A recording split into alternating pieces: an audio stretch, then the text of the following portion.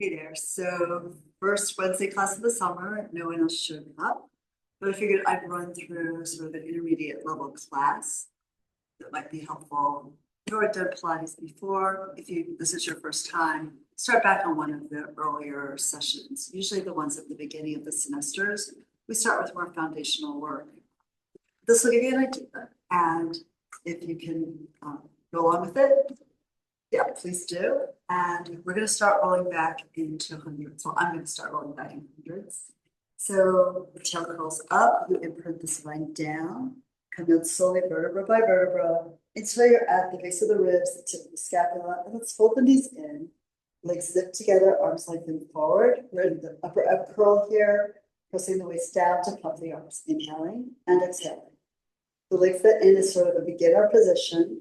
As you warm up and as you increase your strength and flexibility, and also your awareness of what's going on in your body, you can try taking those up and out, and then gradually lower them down to what your working level would be. So at a working level, you're at the angle of the legs supported by your core, where the spinal position hasn't really changed. So the more load away from center, the harder it is to hold the position of your waist leg pushing into the mat, and the upper ab curl, the lift of the head and the chest forward. In this exercise, we're warming the body up for what's to come. It's a deep inhale to beat 5 times with the arms, and then a long exhale to do that again. So we breathe in for 5 beats, exhale out for 5 beats. Legs stretch out long. If you start to feel like your back is arching, you just lift the legs higher or pull them in. You can also go lower if you can support that, but really watch out because the psoas muscle that holds the legs up in the air like this connects directly to your vertebra and your intervertebral discs. And we want to be sure that we're not overloading the low back. We'll just go for one more breath here. And then fold the knees in and let your head down. Next, we do a roll up. So the legs extend forward, they're pressed together, soft point with the feet. Eventually, if you want more stretch in the back line of your legs, you would do it with a flexed foot. But here, lift the arms up to the ceiling and feel the weight of the arms drop the shoulder blades into the mat.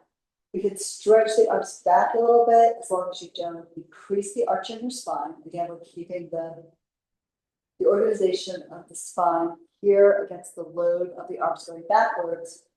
And now we lift the arms up, weight in the shoulder blades. Start to lift the head, neck, and shoulders. Big exhale. Look up with the head, and you try to pull your waist back as you curve the body forward over your legs. It's like you're pouncing like a cat here, over your shins, reaching out to the head, and still letting the blades slide behind you. So there's no hunching of the shoulders, even though they do move forward a little bit. And then we'll start to roll back. So the tail moves forward across the room. Think of your tail like a paintbrush going up the wall in front of you as you curve the pelvic girdle around the femurs, around the top of your thigh bones, and then reach the arms back as you go down. Now the arm position will really matter because if the arms are too high up, it's going to be almost impossible to lift off the ground. When we first start, typically we would be using TheraBand around the feet, so you'd be pulling into the band to help the lift and the lowering with control. How we do it is really important. It's not only that we have to come up and go down again with the spine, but we work it down here vertebra by vertebra so that the abdominal line gets released you inch by inch into the floor. And then you take your arms back, being aware that you don't want to overarch the spine, just keep the natural lordotic curve here at your waist. Bring the arms up again, weight in the shoulders, start to lift the head, tip your gaze down towards your navel, pull yourself forward from the abdominals first, and then from your deep hip flexor, your psoas next. The belly pulls back, so you make sort of a C shape here on your mat, with the horseshoe resting on its side. And then you can reach out to the center of the feet to start to roll back. Right, easier if the arms are lower, easiest again if you have a strap around your feet. A lot of times too, when you first learn this, we end up putting ankle weights on. We don't really expect people to keep their feet grounded until they're at a more intermediate level. Particularly for men, it's especially hard for them to do this without having anything grounding their legs because they have more mass or load into their upper rib cage, into their shoulders. And then we'll come on back down. Again, you can choose the arm position that works for you to give yourself a challenge as you still flow down slowly, smoothly, one vertebra after the next into the ground.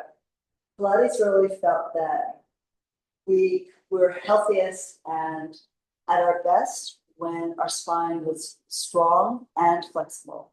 So it's one of the things that we look for over and over again in these exercises is that we work with the spinal articulation from one end of the spine to the other. So lifting from the head and going down to the tail, or lowering from the tail and going back to the head. That's what we just did.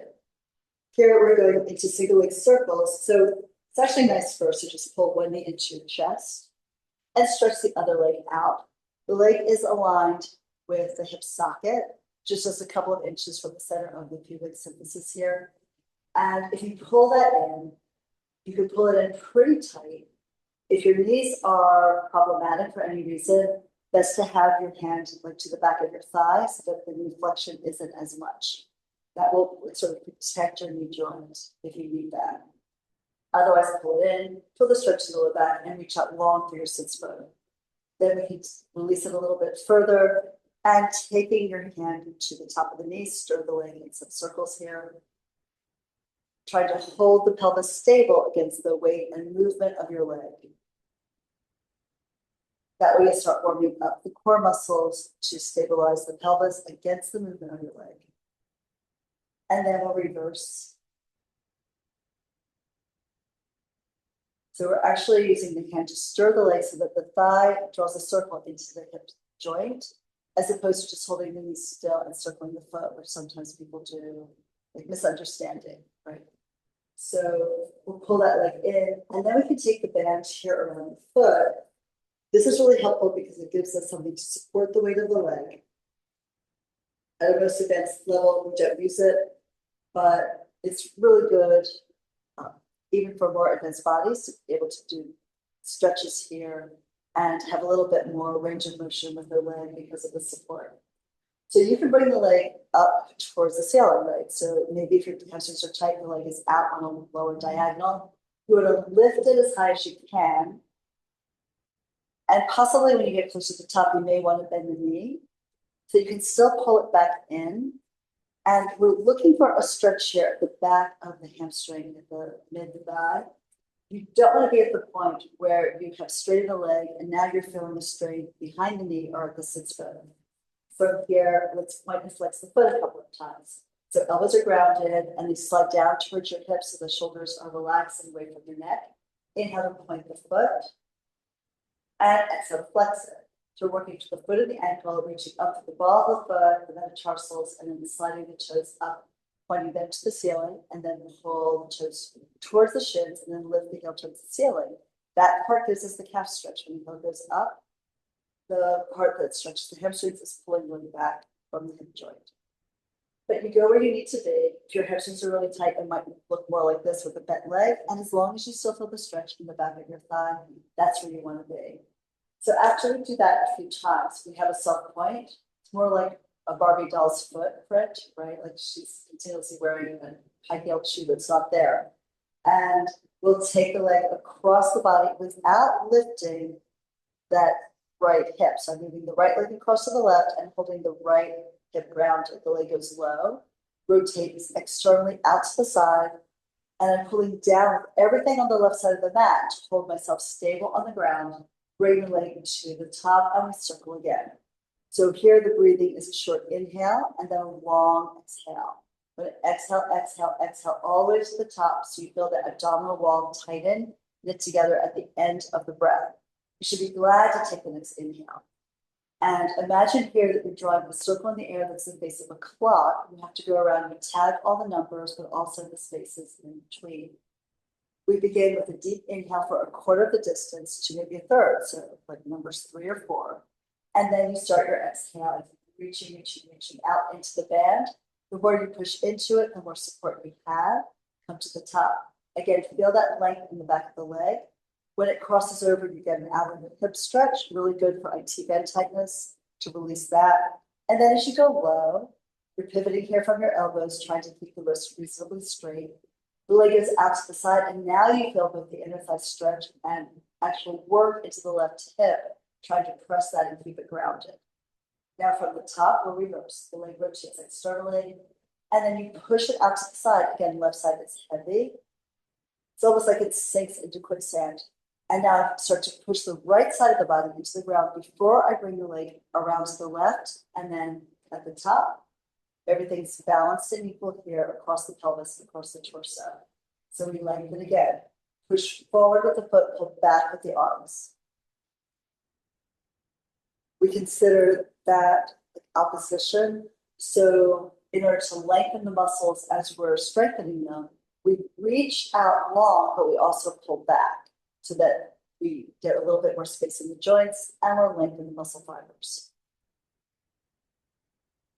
As you're moving here, just imagine that you're moving through water and you have to push the water aside and then move through it. We know that we push through the air, we're just not aware of it. I guess like fish aren't really aware of the water they're swimming in. So here we go. Maybe they are. I don't know if that's been proven. So take it across, around, and up to the top. And here we go. We're going to reverse. Nope, sorry, we did that already. So now we'll take both ends of the band in your right hand, anchor the elbow down, rotate the leg externally, which means that the toes and the knees point out in a diagonal. The left hip is going to stay down, and that's going to be hard because the weight of your leg, that's a sixth of your body weight.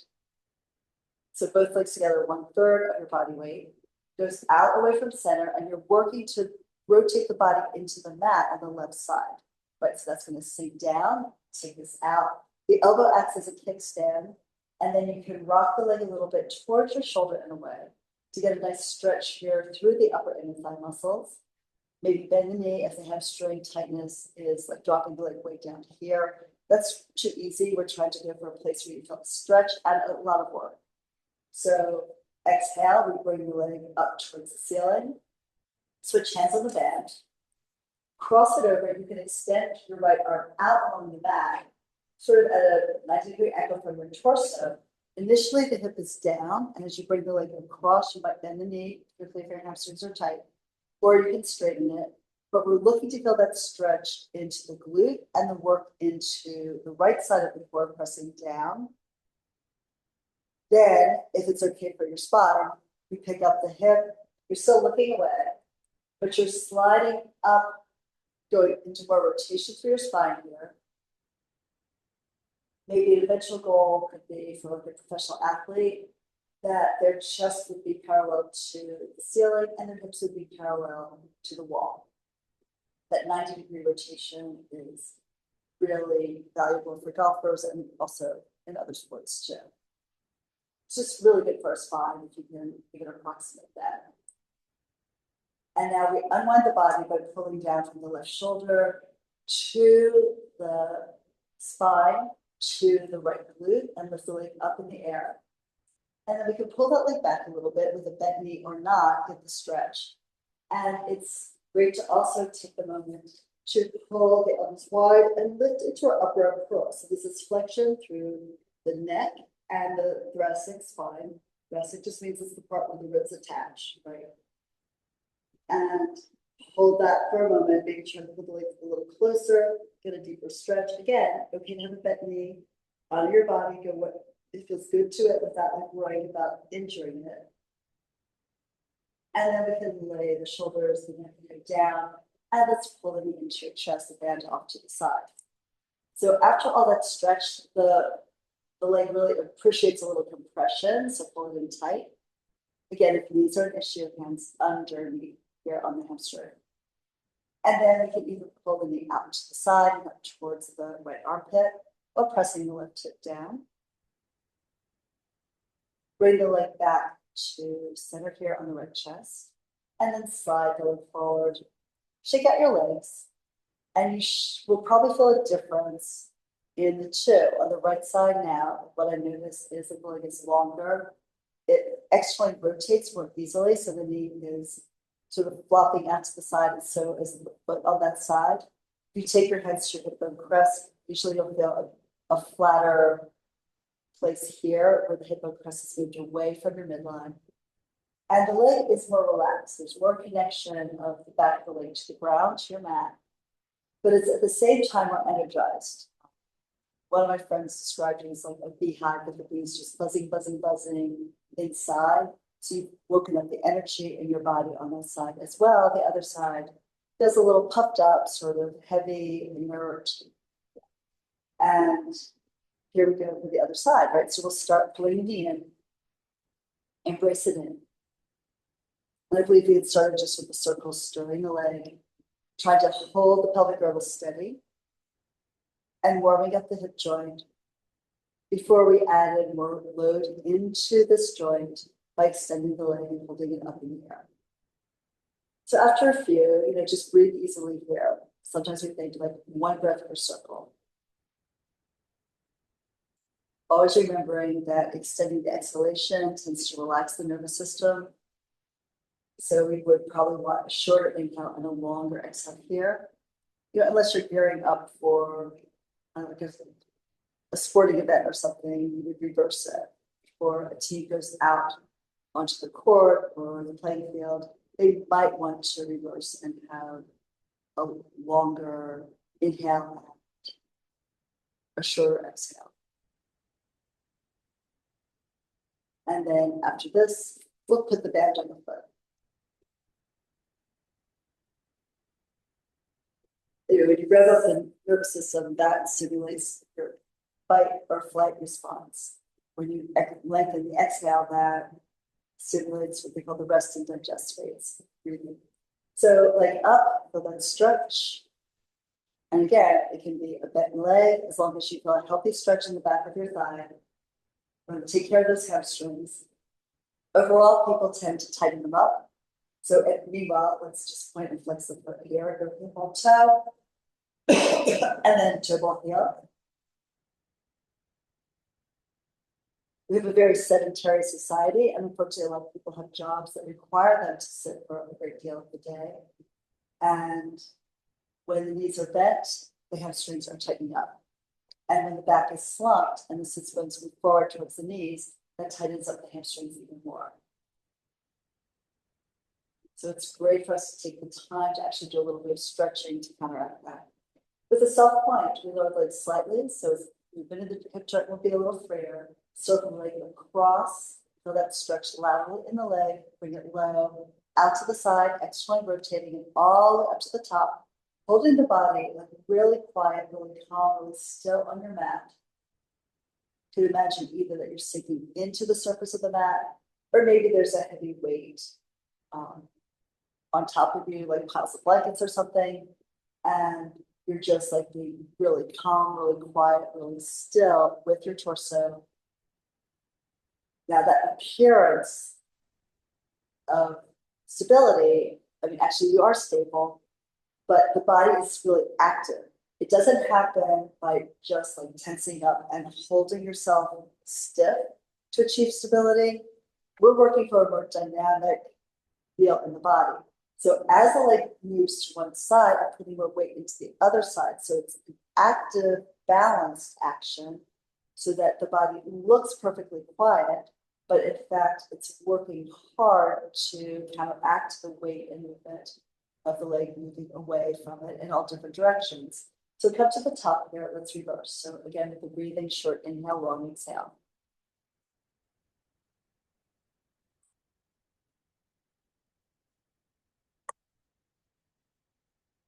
And what that kind of thought process does for the body, it allows you to be strong, but not so stiff, right? A lot of times people think that just like ripping everything to hold it quiet and still is going to be the right thing to do. It might achieve the outer goal, but not really the inner goal, right? So what to think about being active in two different directions at the same time to have a balanced point of stillness in my center. Just because you're working hard doesn't mean it's the best thing for your body. We want to use like just the right amount of effort so that movement and stillness are in more of a balance. And again, stretch the leg out, circle around and down. Across the body to lift it up. So opposing forces create a center for us. So here we'll take the band in the hand and the elbows down, and we'll rotate the leg externally and then bring it out to the side. At the same time, again, I'm rotating my right hip down as the left leg goes out to the side to really feel more of a stretch across the abdominal wall and more weight into the right side so that I don't tip the body on a diagonal off the mat. Rock the leg a little bit towards your shoulder and release it away. And then let's bring the leg up to the ceiling. Switch hands. Cross the leg over. Sometimes it's a good idea too here to put your hand on the hip bone crest and sort of push it down so that you're not shortening the waistline as you're stretching the hip and then rotating the spine. Your arm can extend out. The weight of the arm sinking into the ground will also give you a little stretch across the top of the shoulder and into your pecs. And again, hello, 10, right? So punching over your computer, over your phone, over your laptop, whatever, is not going to be helpful for chest opening and breathing or good alignment through your body. Let's rotate this leg a little internally.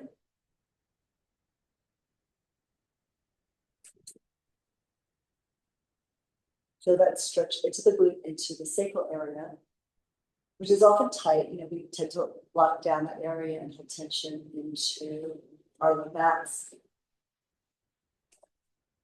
And then here we can bring the hands up again, high on the band, pull the leg back, feel the stretch, bend the knee as necessary, so it's a healthy stretch. And after doing that, you may want to pull yourself up into your upper curl. So now you're working the upper abdominal muscles. And also a little bit the front of your throat and your arms.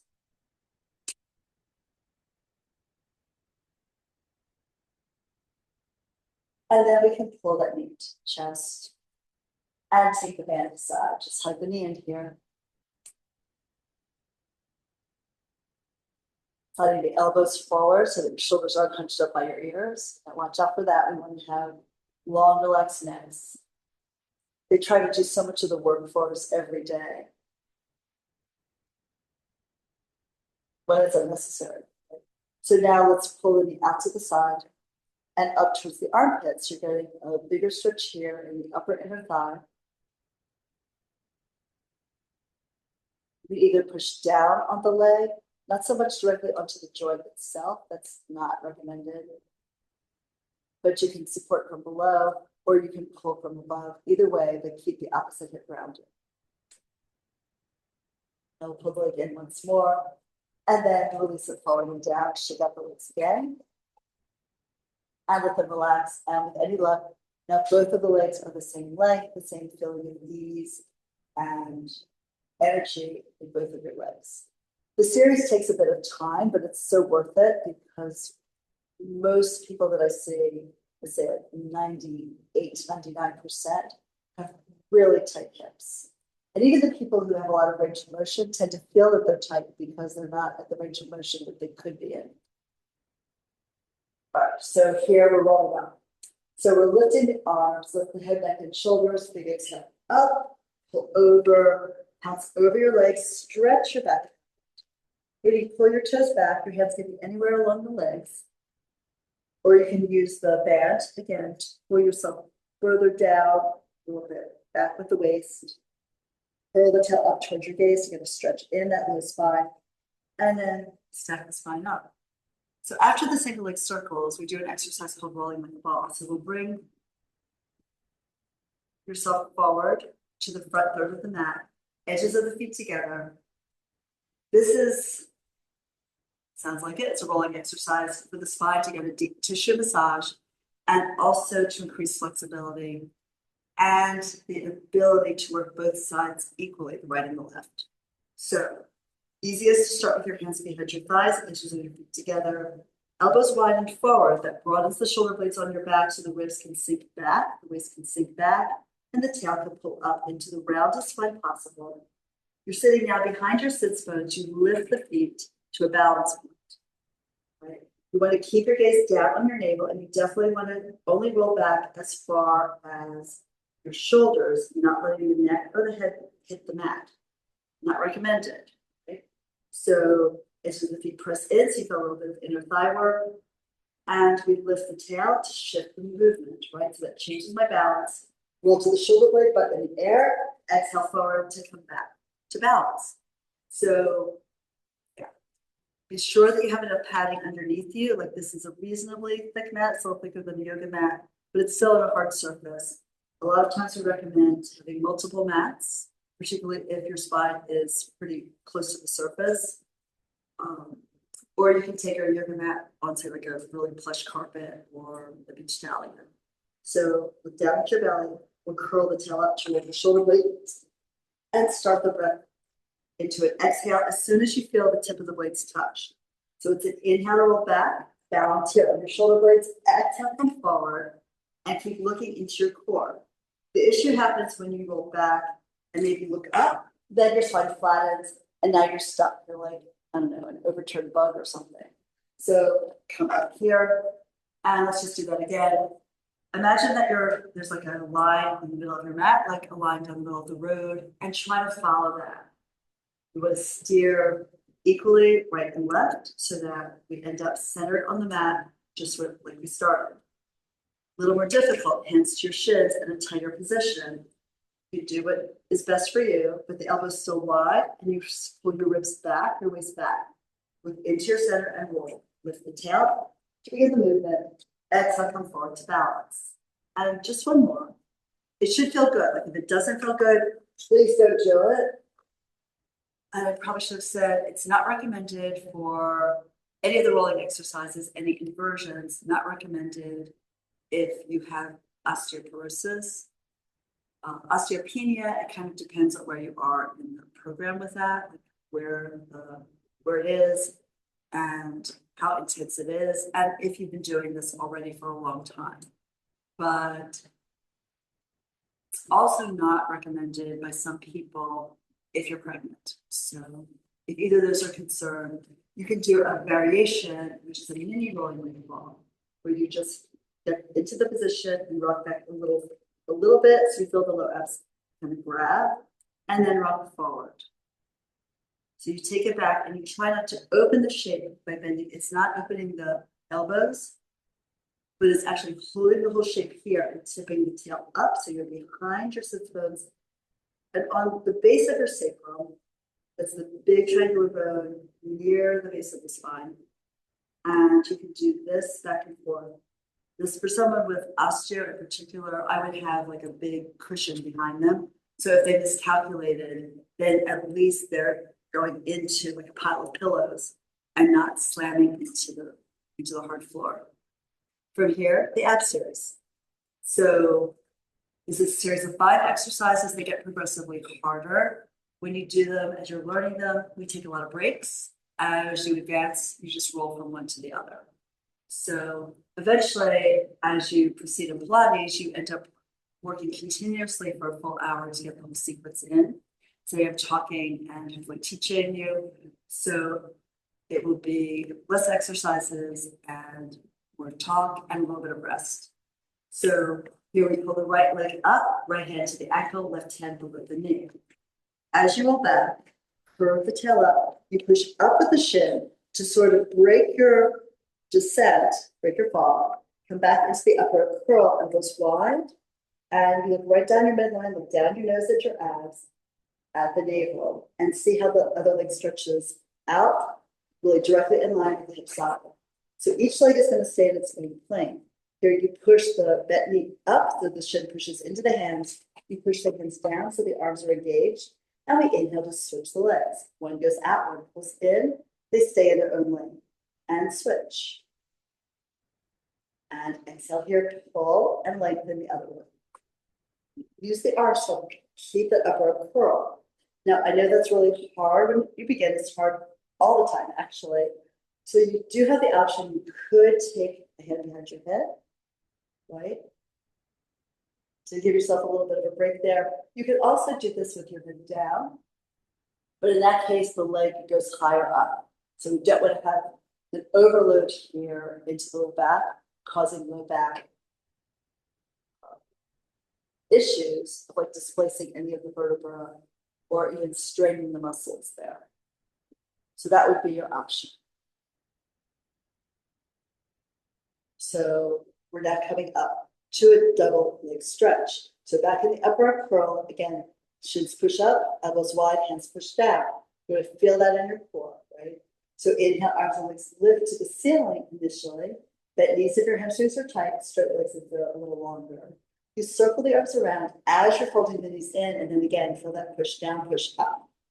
And then reach again. And circle and brace. Now, as you advance and you get stronger and are aware of what's going on in your spine, you can stretch the arms and legs a little further away and then pull them in. But just watch, what you don't want to do is like collapse down and then pull it up and in. Like that was really not a great thing for my neck. So you reach out, you're still looking down at your abs, you pull everything in, and we'll just do one more. And then let's rest here and just turn the head a little bit from side to side.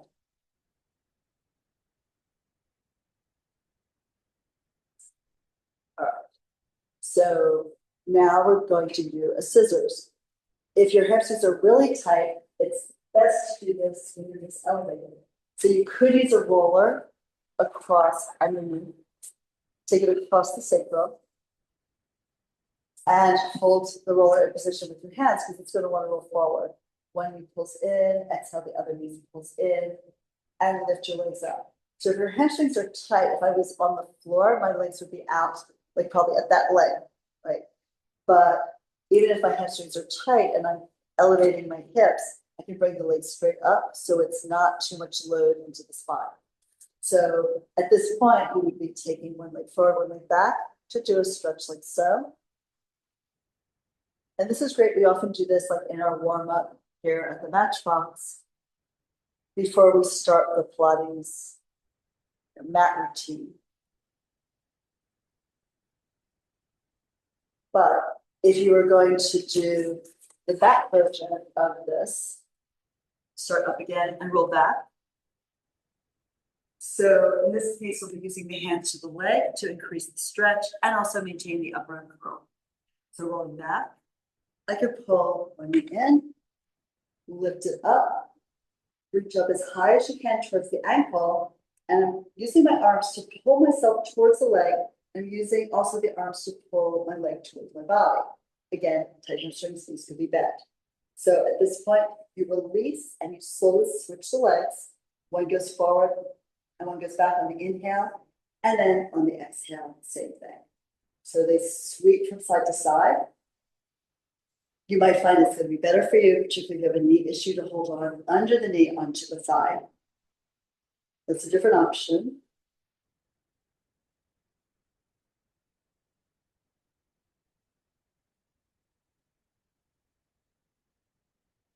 These exercises, typically 5 reps. And then we bring the knees in, take your hands behind your head, and now you'll lift the legs up for the ceiling. Double leg, lower lift. So this is more of an intermediate level exercise. And what it requires is great awareness that you're not going to just throw the feet down to the ground and then throw them up in the air again, which could be really tragic for your back. So think of the toes soft, legs pressed together, and then just slide the feet a couple of inches forward. You're going to feel an increased load into the abdominal wall. So the abs are working to keep the pelvis stable against that weight. The deep muscle, the psoas muscle, is the main hip flexor, which is actually paying the legs out in a way and then pulling them back up. But we rarely feel that. What we do feel is the abdominal contraction of working against the weight of your legs to keep the pelvis steady on the ground and then bring that up. So you can move like 1 inch. You can keep going, but only go as far as you can go without feeling the waistline lift off the ground. And the back will tell you, your back is going to go like, this is not a good idea. What are you doing? One reason that we typically don't use music when we work out to Pilates, at least classical Pilates, which is what I was trained in, is that we want to be able to pay attention to what's going on in our body and get the feedback so we know when we're at the place where we're working with the most effort, but maintaining ourselves in a safe position. And then from here, we call it elbow to knee. I think they call it bicycle in the gym. Okay. So you twist from one side to the other, thinking of both an upright curl plus rotation here through the spine. Hands support the base of the skull. My thumbs are at the occipital ridge, and my fingers support the skull itself, like the curve of the skull. Really straight out of the hip, and we're trying to keep both hips on the ground so that the twist is in the upper body and not rotating the pelvis. And then again, 5 sets and you're done. I'm not very good at counting, so you can count and actually just like stop when you need to stop.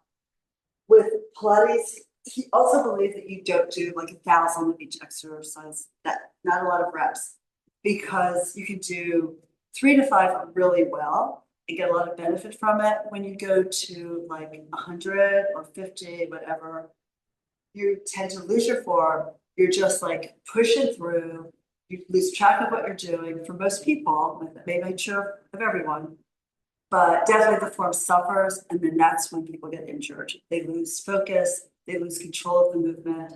It's not as precise as it was, so you're not getting the benefits.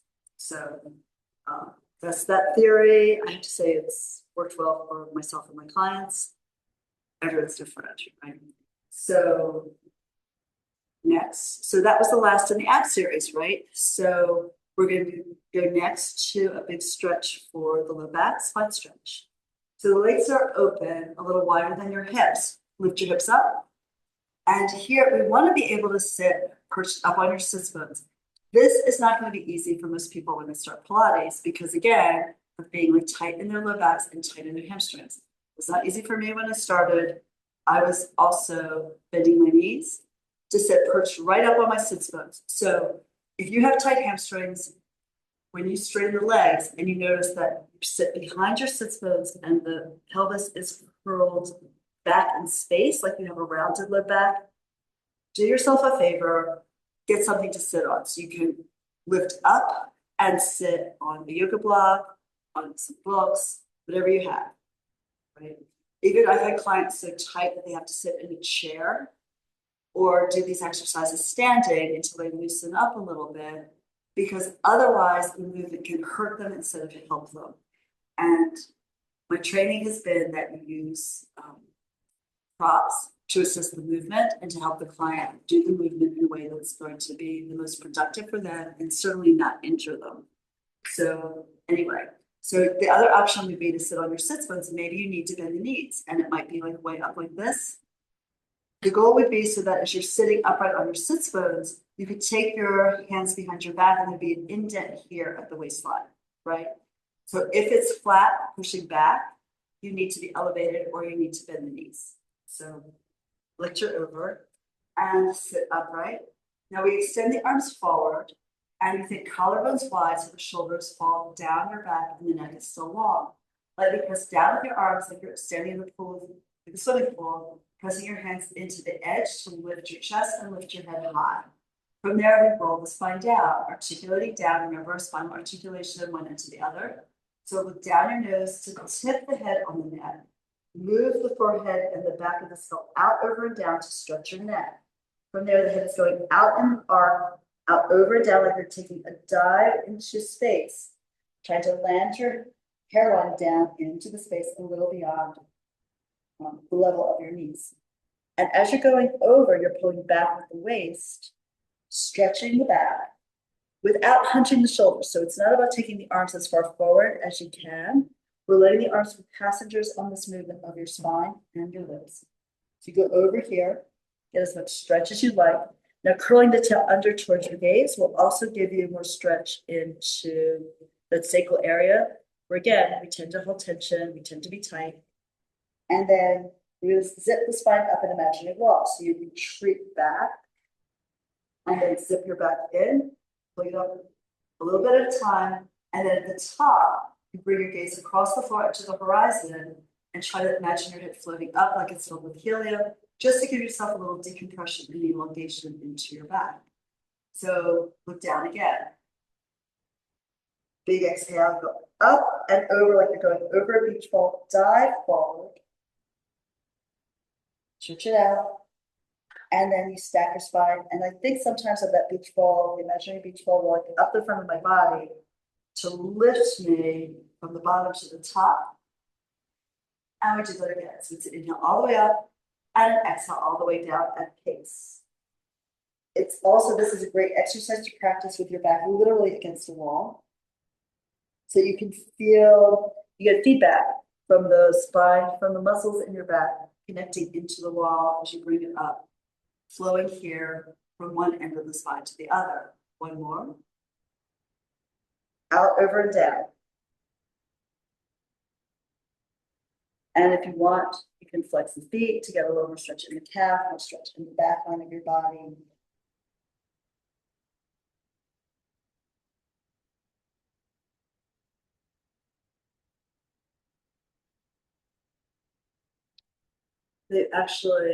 There's one of my teachers, Tom Myers, is like a fascial expert and has written a great book, Anatomy Trains, and he does dissections, with groups of people studying anatomy.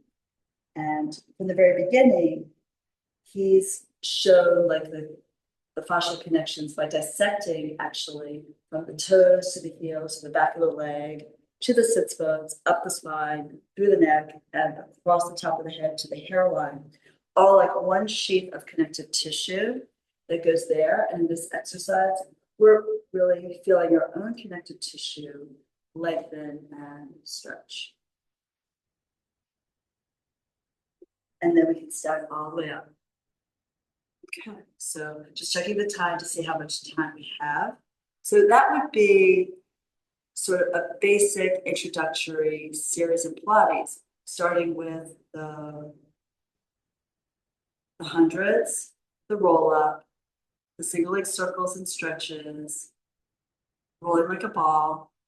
Spine stretch that we just did would be your basic 5 exercises. That's like your very first session in Pilates. And then we dropped in some exercises for the ab series. So the single leg stretch, right, was that one, right? This one and this one would be like a considered beginner, right? So this and this. And then a little more advanced, scissors. Actually, pretty much more advanced. Double leg lower lift. And then also twist. So we got through a range of different exercises here today so far. I want to also now just do shoulder bridge. And here, if your knees are tricky, definitely get a ball to put between your thighs. It really helps a lot to have that close chain. Otherwise, you don't have to use one, but you might like it just to get the feeling of the inner thigh connection into pelvic floor and lower abdominals. Arms lengthen at your side. Feet can come in like reasonably close, like maybe 8 to 10 inches from the heels to the sits bones. As you press the legs, we're just going to start with like a pelvic tuck and arch. So in a pelvic tuck, we're pressing the waist down and the tail lifts a little bit. And then we're going to release it back down so that the back has its natural little arch here. So in this, the low abdominal muscles are pulling the pubic bone towards the navel and the waist goes down and the tip arms back. You can see, and then you release it back to a neutral position, right? So that's a tuck, and that is also the beginning of a lot of exercises. It's the beginning of rolling the ball. It's the beginning of our shoulder bridge. We're going to continue with that. So you curl the tail up, the waist presses down, push into your palms, your elbows, maybe, your feet, and you curl the tail up, the knees go forward. So whenever you lift the spine like this, you never want to turn your head to the side. So you would look up with a soft gaze and maybe slightly back to keep the neck long as your chest lifts towards your chin. Now at this point, the body is sort of a plank. That would be sort of a basic shoulder bridge, where it's like shoulders to hip bone to knee is like one long line. Now, As you come down, you would roll the shoulders slightly internally, so roll the arms slightly internally. So that moves the scapula wide on your back, and then you can imprint down with your vertebra one by one from the top to the tail. As you go all the way down, and you roll over the sacrum and lower the tail down a bit so that you have the natural arch in the back. You feel this rocking action of the pelvis from the mat. Let's do that again. So press lightly through the arms, push the mat forward and away with your hands, but back and towards you with your heels. Curve the tail up and feel that low abdominals work to tip the pelvis. Coming up off the mat, you press a little bit down into your waist and then pull the knees forward. Imagine your shins being like magnets that are being pulled to the wall in front of you. As you come up, you can use the glutes to push the hips open. You're going to feel that work in the hamstrings, supporting the legs. You push down through your feet, down through your arms, and find that plank. Now, the next position would be a little bit more advanced, where you roll to the outer arms, pull the chest up, the blades pull together underneath you, and then you find more glute to lift the hips higher, so you're in extension at both the hips and at the chest wall. And then to come out of that, you can't just lower down at the hips. You're going to hurt your back. So you're going to roll to the inner arms and then feel the blades move wide. And as if there was like a heat lamp coming down the front of your body, you lower from your sternum down towards the base of your ribs, down to your navel, down to your hips, down to your sacrum, down to your tail to come out of it. And you practice this again, either just rolling up to the plank or going into that upper back extension. Press through your feet, push the mat away, curl the tail up, ripple the spine off the mat. Again, one vertebra follows the next. It's kind of like all the cars of the train follow the train. And now here we're lifted. I'm in a little bit more of extension. Really keep weight onto the inside line of your feet when you're here. This is another reason where it's great to have a ball between your legs. You can press into it and feel that your feet aren't rolling out, your knees aren't rolling out. And now coming down, roll to the inner arms, widen the back, imprint your spine down, one vertebra after the next, come all the way down. Release the sacrum, release the tail.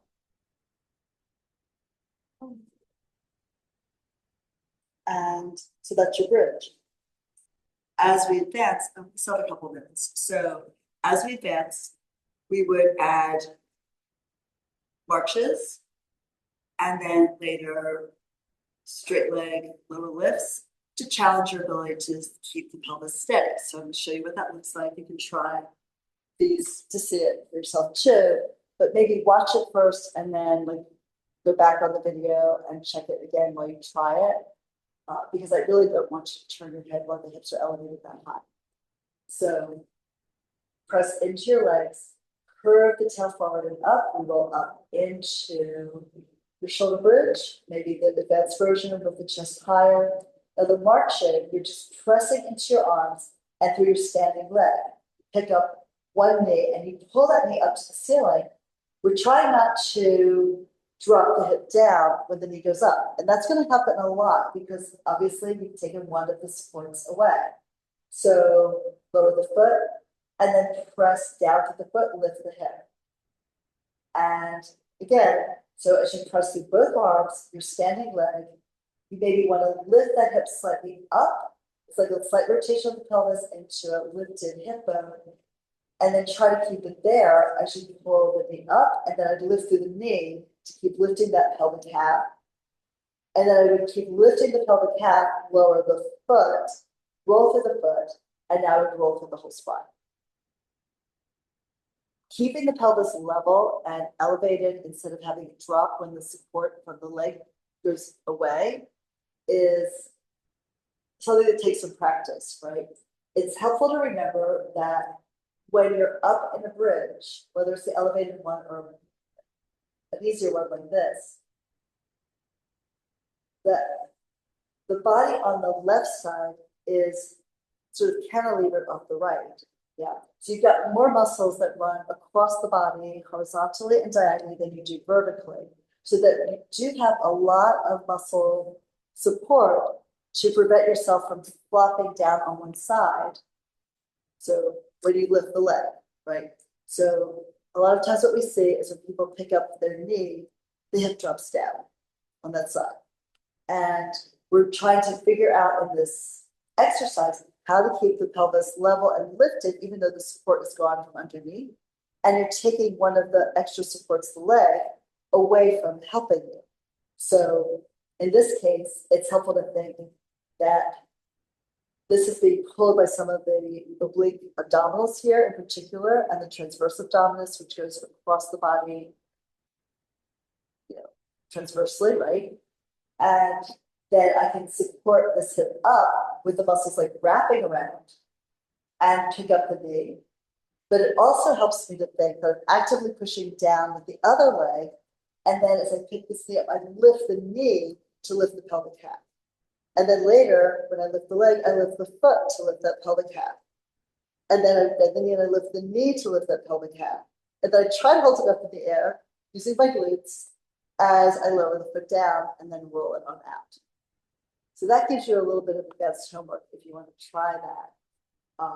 Do it on the other side. So, because Pilates, you want to be balanced on the two sides. We're going to go forward and up, go into your balance here. There's your bridge. Push down with the left foot, both arms, the top of the shoulders. Pull the right knee up and lift the hip as you lift the knee. See if you keep the hip up as you lower the foot down and then roll through the foot, maybe toe ball heel. Pick up that hip as it's dropped. And then let's do that again. So pull the hip up slightly. Feel where that engages, right? Pick the knee up. Then maybe try lifting the foot and reaching up to the foot to lift that right pelvic half up in the air. As you bend the knee, lift the knee again. And then lower the foot down. Hips should still be in the same plane. Takes practice, trust me, I know. And then roll the spine down. It's like anything else. You can be expert at a sport and not be especially quick at picking some of these things up. Just like I can do this really well, hand me a ball and ask me to throw it, not really happening, right? So, any new thing you try, if this is new for you, give yourself time to enjoy being a beginner again and going through it. And I hope these videos are helpful for you as you start learning Pilates. Right. All right. So use the videos whenever you can. And if you're ever in Swarthmore, come to the Matchbox, take a class.